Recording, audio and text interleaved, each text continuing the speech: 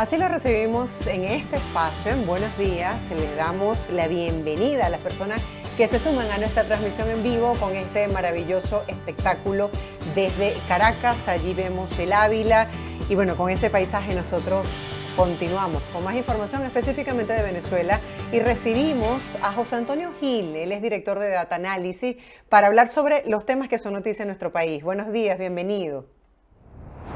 Muchas gracias y todo lo mejor para nuestros televidentes. Así es, estamos en la mitad de la semana con muchos temas en el tapete y bueno, nos encantaría consultarle su opinión para que nos brinde el análisis. En estos últimos días ya algunos candidatos a las primarias están oficializando su candidatura y por el otro lado tenemos la desincorporación del Consejo Nacional Electoral en este proceso. ¿Cuál ha sido la reacción que han tenido estos cambios de último minuto, de última hora en los venezolanos? Mira, desafortunadamente estos cambios son muy recientes y no hemos podido medirlo en una encuesta de una manera sistemática, pero lo que se observa en los analistas que uno ha visto entrevistar y en la misma reacción de uno es de sorpresa, porque ninguno de los rectores del Consejo Nacional Electoral tenía su plazo vencido, su periodo vencido, por lo que toma de sorpresa a todo el mundo esta renuncia y el que aparezca el objetivo de renovar a los rectores cuando que el Consejo Nacional Electoral venía recuperando credibilidad, en particular después que se nombraron a los dos rectores no de oposición, sino, bueno, pero independientes, pues, a los rectores Picón y Enrique Márquez. No ha habido mayores quejas sobre el Consejo Nacional Electoral en los últimos tiempos, aunque sí se veía ausencia de planteamientos importantes sobre las votaciones presidenciales del 2024 en cuanto a el voto en el exterior, por ejemplo, o una buena campaña para inscribir a los que no están inscritos en el Consejo Nacional Electoral, que son entre 2 y 3 millones de personas que viven en Venezuela. A la ausencia de esas cosas, uno pudiera criticar ese consejo, pero no había una situación que ameritara la sorpresa de una renovación total. Y se ha criticado también el hecho de que la mayoría de los que están manejando el proceso en este momento están vinculados al oficialismo. Y bueno, vamos a ver cómo se compone ese nuevo Consejo Electoral y cuáles serían el comportamiento inicial de ese Consejo y cuándo por fin se escogerá ese Consejo. Por otra parte, pues al desaparecer operativamente la posibilidad de contar con el Consejo Electoral, en las primarias tendrían que ser autogestionadas, es decir, realizadas bajo la administración y los recursos y la logística de los partidos de oposición y los grupos de la sociedad civil que están involucrados en este proceso y los que busquen involucrarse. En ese sentido, creo que la oposición reaccionó positivamente, es decir, huyó hacia adelante. No simplemente dijo, bueno, renuncio a la primaria, o peor, como ha ocurrido en oportunidades anteriores, no votar. Esa ha sido una pésima conseja. No, la oposición está trabajando, viendo hacia adelante, y eso pues parece hasta ahora que vamos a tener unas primarias, y si no, se buscará otro mecanismo como un consenso interno. No sé si han tenido la oportunidad de hacer encuestas donde se pueda exponer cuál es la percepción de los venezolanos sobre la participación de la Comisión Nacional de Primarias. Por un lado, habían como posiciones encontradas. Algunos pedían que este proceso se hiciera sin el acompañamiento del CNE porque no se traducía en transparencia. Y por el otro lado, decían que era necesario el acompañamiento del CNE desde el punto de vista técnico y logístico. ¿Cuál es la percepción que tiene el venezolano sobre estas decisiones que toma la Comisión Nacional de Primaria? Si es que la Mira, tienen. ese detalle no se midió y ya no vale la pena medirlo por razones que hemos expuesto. Sin embargo, la intención de participar en las Ujú. primarias venía subiendo de una manera sistemática. Ya estaba llegando a un 30% los muy dispuestos a ir a votar. Y sabemos que esa categoría de muy dispuestos son los que terminan votando, sea en una elección primaria o en una elección nacional. Más en una elección nacional. Las elecciones primarias son más bien hechos en donde quienes terminan participando son aquellos más movilizados políticamente, los que pertenecen o simpatizan con algún partido político. Y por eso las participaciones en primarias en cualquier parte del mundo son menores que las participaciones ya en una elección definitiva de quienes van a gobernar o a ser diputados. En ese sentido, pues creemos que la evolución era positiva. Y ahora, si vemos el caso de Barinas, el caso de la elección de gobernador en Barinas, en donde el gobierno planteó muchas sorpresas y actuó con muchas ventajas, más bien la población y los partidos reaccionaron hacia adelante, buscando la manera de resolver los problemas y los escollos. Bueno, y terminaron en una segunda elección. Recuerden que hubo una primera y el candidato había terminado su periodo de inhabilitación, pero no había recibido una boleta definitiva en donde se le dijera usted está habilitado. Y de eso se agarró otro supuesto eh, eh, candidato a esa elección al gobernador, se agarró de ese tema para él mismo, y siendo opositor, ir al Consejo Nacional Electoral a denunciar a Luis Superlano porque él no podía ser juramentado gobernador porque no había recibido la boleta formal legal de que había sido habilitado.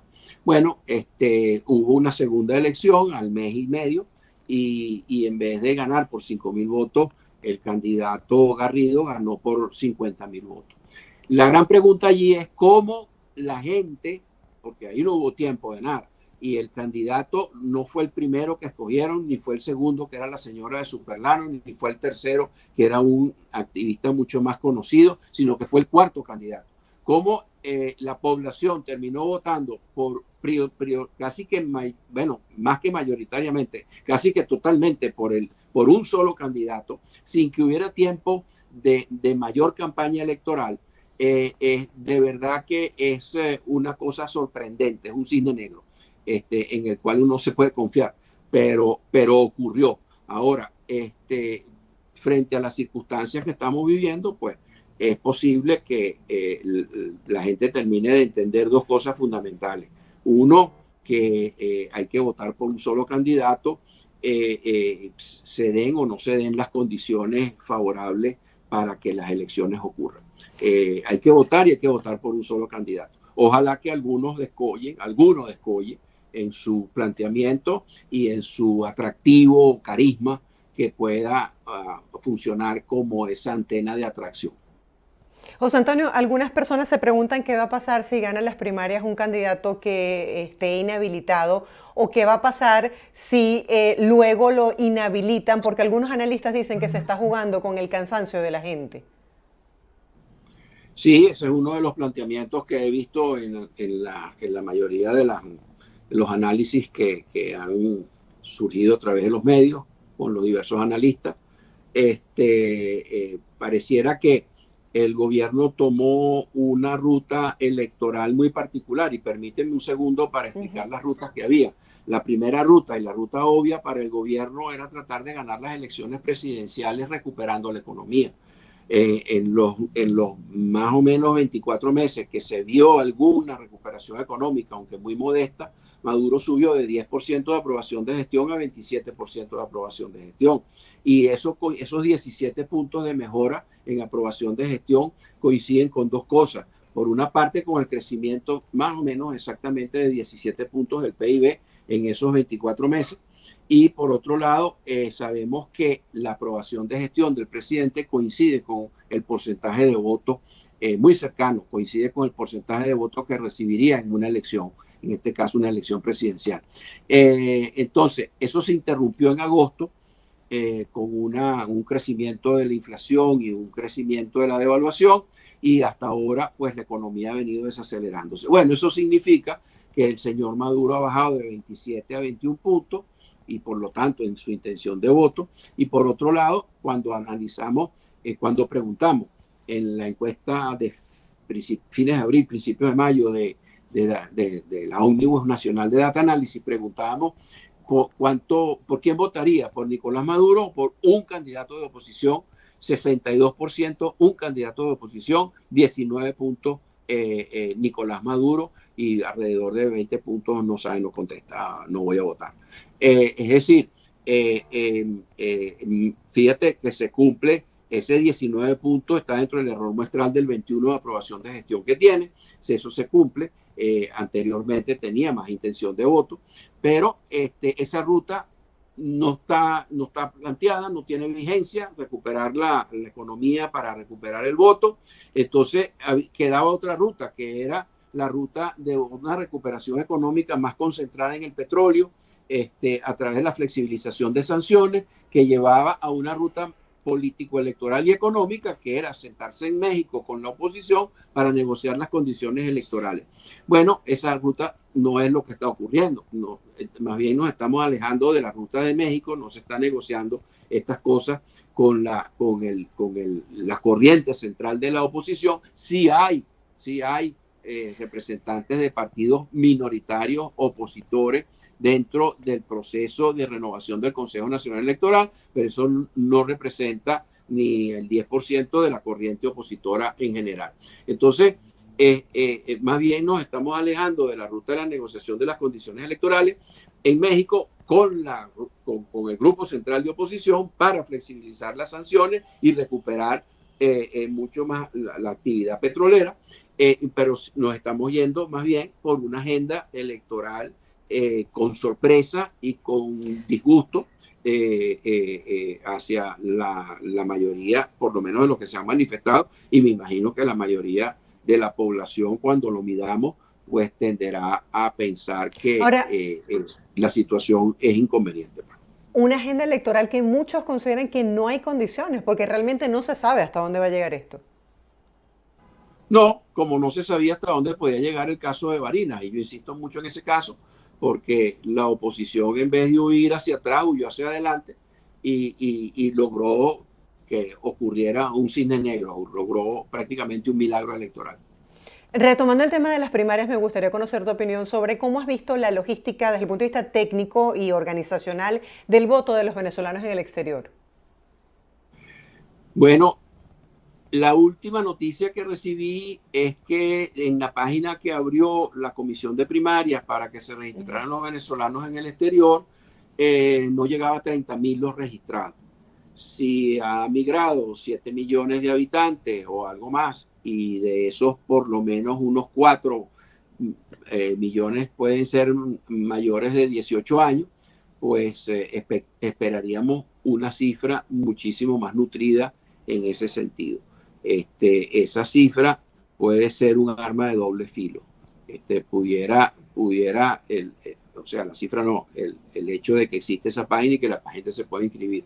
El que se inscriba la gente pudiera ser muy favorable, crear ambiente para esas primarias, crear ambiente para el triunfo opositor en una elección presidencial, pero si la inscripción es muy baja, la participación es muy baja en esa página y en el voto desde el exterior para escoger el candidato en las primarias de oposición, pues eso sería, como digo, un arma de doble filo, porque dejaría mucho que desear en cuanto al entusiasmo que no provocaría esa experiencia. Gracias, José Antonio, por compartir con la audiencia tu percepción sobre lo que está pasando con las primarias de la oposición en Venezuela. Pero Feliz día y será hasta un próximo contacto. Que ni se nos ocurra insistir en no votar, porque eso sería repetir un error gravísimo. Claro, muy importante, ya hemos aprendido del pasado. Muchas gracias, feliz día. Sí, señor, gracias a usted. Estábamos conversando con José Antonio Gil, director de Data Análisis. Hacemos una breve pausa, ya volvemos con más de Buenos Días. De inmediato, el pronóstico del tiempo en América Latina y regresamos con más información.